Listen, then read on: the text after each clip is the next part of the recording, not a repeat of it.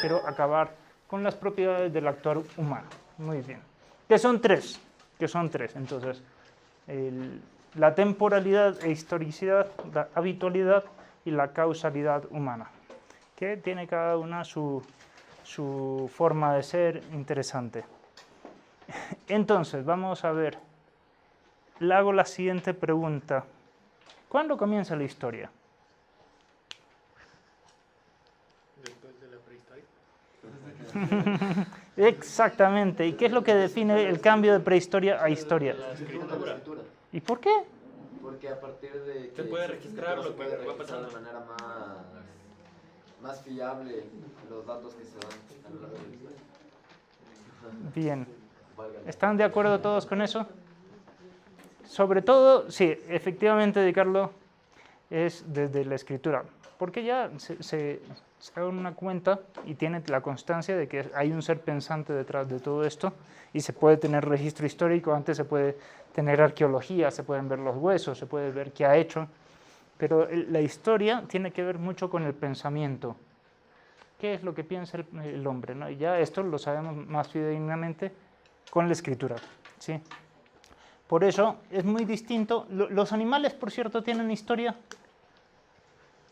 No. ¿Por qué? O sea, ¿Por qué a ver, Porque si nuestra vamos física es el a pensamiento. entablar la historia como algo, un hecho objetivo en el cual nosotros podemos contarla, o sea, por ejemplo, los seres de naturaleza racional que podemos contar lo que pasó antes y eso denominamos historia. A ver, Dentro oigamos. de los animales existe una historia en cuanto a su forma anterior y a la forma actual, entonces que nosotros podamos decir que nosotros tenemos historia porque podemos contar la historia desde la escritura, de lo que sea, no quiere decir que los animales no tengan historia porque no son racionales. No, pero nosotros podemos contar la historia de los Por animales. eso, por eso ellos sí tienen historia. No del todo. No, tiene que ver con el pensamiento, es lo primero que dijimos. Tiene que ver con el pensamiento, por eso la escritura marca un hito entre la prehistoria, cosas que suponemos que el hombre pensó, y la historia. Los animales tienen tiempo, evolución, lo que quieras, pero no tienen historia, no se puede contar la historia.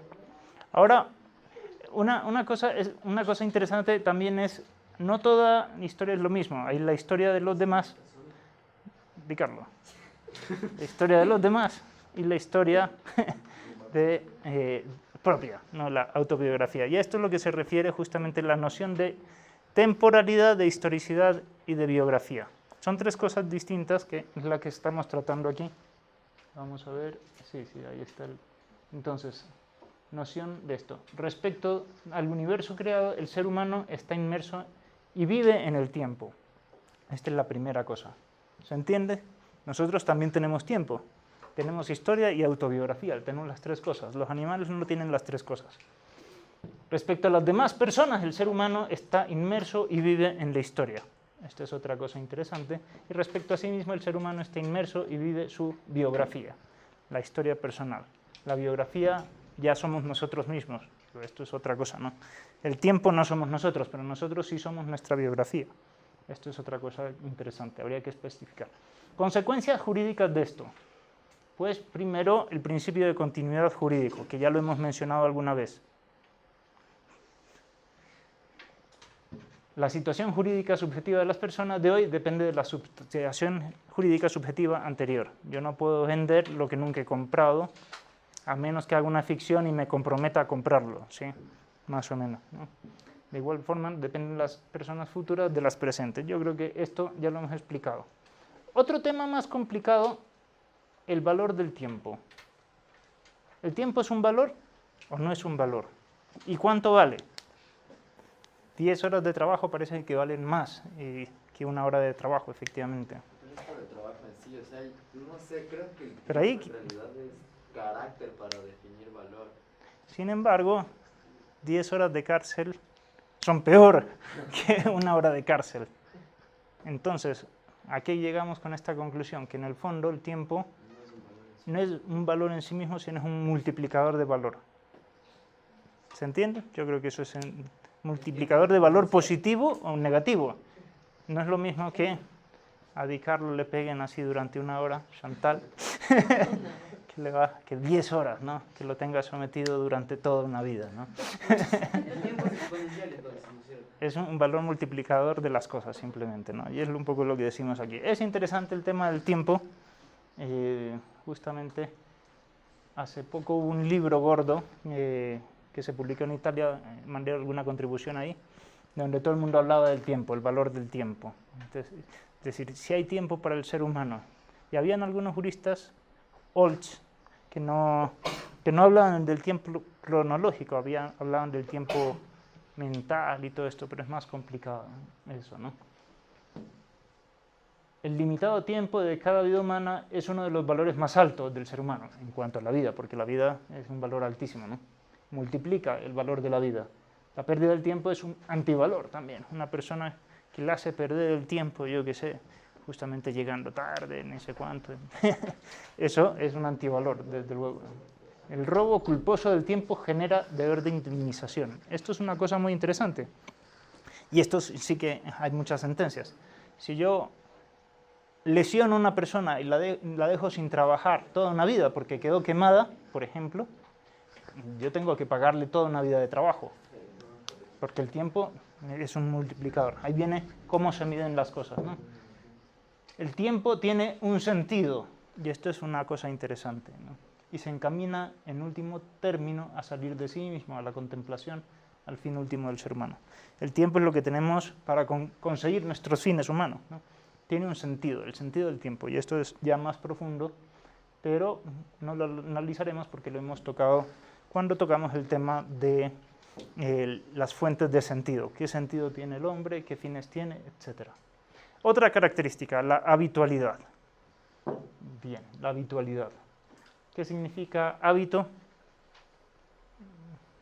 Hábito es aquello que hace que el hombre se incline a hacer una cosa de determinada forma, ¿no? Sí, esa es la virtud, hábito operativo bueno, pero ahorita estamos preguntando qué es hábito. Es decir, es la inclinación a algo, sí.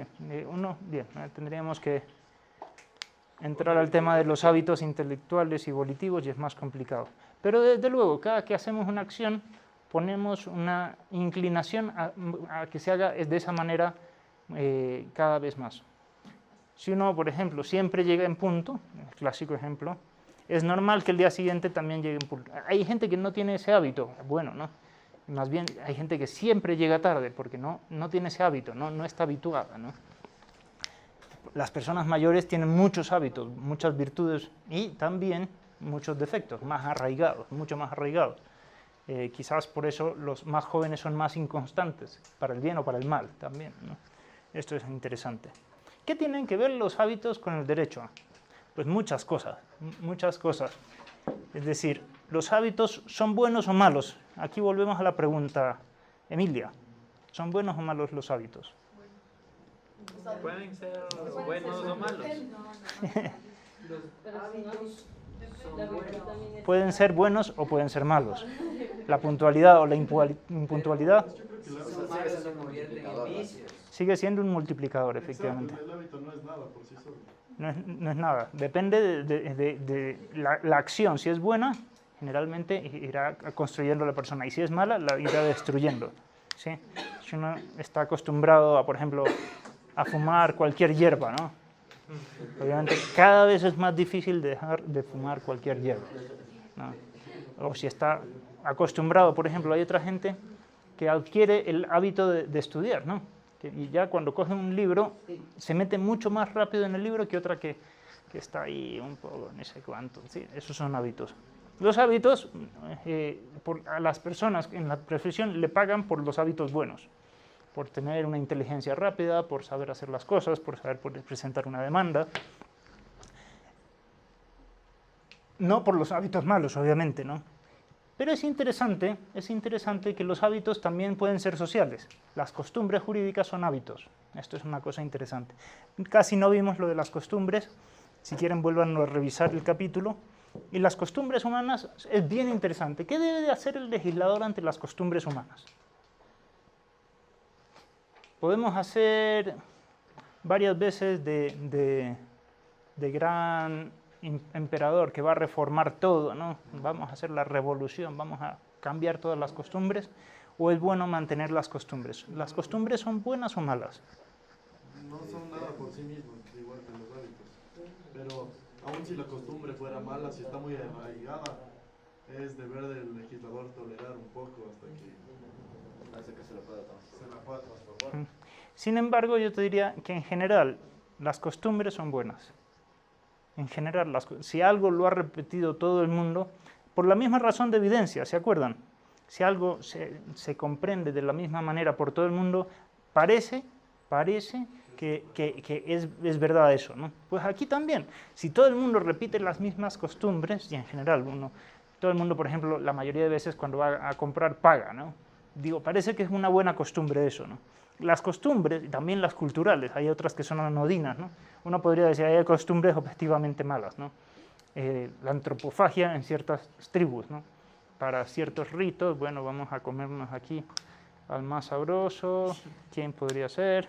Bueno, bueno, pero tú no tienes casi carne. Podemos pensar en otra persona.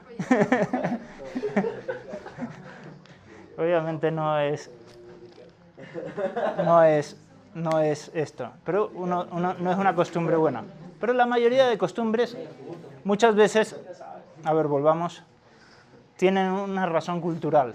Es decir, se hacen las fiestas de tal manera, se celebran de esta manera. Uno puede decir, hay cosas, se puede celebrar de otra manera. Pues intentemos celebrarla de la manera más posible. En general, por eso, las costumbres existentes no pueden abolirse sin un motivo proporcionado. Aquí viene el tema. Si hay una costumbre, hay que ver cuál es el motivo, y tiene que ser proporcionado, ¿no? No es porque viene ahora la revolución, ahorita ya no hay fiestas de Quito, o por ejemplo, otra que les puede sonar más esto. No, más que los cortoros, ahora ya no se va a cantar el himno de Quito con esta estrofa, ¿no? Porque yo no estoy de acuerdo, ¿no? Uno dice, y la mayoría de choya quiteños, digo, ¿qué dice? Pues realmente la gente le rompe eso, ¿no? Lo que siempre vivió. El hombre tiene un sentido nostálgico de la vida, pero muy fuerte, enraizado dentro de sí. No puedes pasar por encima de eso. Ahora, hay costumbres que ya se dan cuenta que tienen mayor protección. ¿Cuáles son las costumbres que más se han de proteger? No, digo, que más tiene que proteger el legislador. Las buenas, ¿no? Las que... Obviamente, si está más relacionado con esto, Viejas, no sé. las más longevas, efectivamente. Si hay una costumbre que viene desde la fundación del Ecuador, de celebrar tal día la fundación, no podemos decir hoy día, no, cambiemos el día de la fundación del Ecuador. Nosotros digamos otra, no, digo, tiene que haber un motivo muy grande, ¿no? Y también por las que estén más relacionadas con las relaciones interpersonales primarias del ser humano, como las familiares, las costumbres familiares. Si son más medulares a la familia, a lo intrínseco del ser humano, pues debe de protegerse más. Desde luego, las costumbres jurídicas no se pueden abolir sin una razón proporcionada. Este es un gran mal de muchas culturas. Llega, sobre todo en otro tiempo, todo el derecho comenzó siendo en una buena medida consuetudinario. ¿Cómo fallaban los jueces en Roma? Muchas veces por la costumbre, por las cosas que en la primera Roma, en la primerísima, o en la primera Inglaterra, pues lo que decían en las islas que era el derecho, el common law, ¿se acuerdan? Y se acumula un conjunto de fallos que eran lo que decían nuestros antiguos, ¿no? Por costumbre, un poco, medio por costumbre. Pues cuando llegan las leyes e imponen toda su fuerza, muchas veces se terminan aboliendo todas estas costumbres sin motivo proporcionado. Esto es un deber del legislador, no pasar por encima. Y muchas veces sucedió, lo hemos visto quizás en Constitucional, con el Instrument of Government, que era tan distinta la costumbre del pueblo que nadie aplica la ley. Con lo cual, muchas veces de facto ni siquiera pueden las leyes abolir las costumbres más enraizadas en la mentalidad popular. Esto se ve mucho. Bueno, hay muchos dichos ahí, que ya los leerán. La causalidad humana. Entonces, este es un tema que abre al siguiente libro, que es El obrar humano, que no se verá, simplemente no se verá en nuestra clase. Pero el hombre es causa, es libre y causa que se muevan las cosas. Uno ve por donde ha pasado el hombre, todo el panorama cambia. Hay una ciudad, hay unas casas, comienza a desviarse un río para hacer una represa y todo esto, ¿no? ¿Qué tipo de causa es esto? Pues ya tendríamos que analizarlo más. Esto es simplemente una introducción al libro siguiente.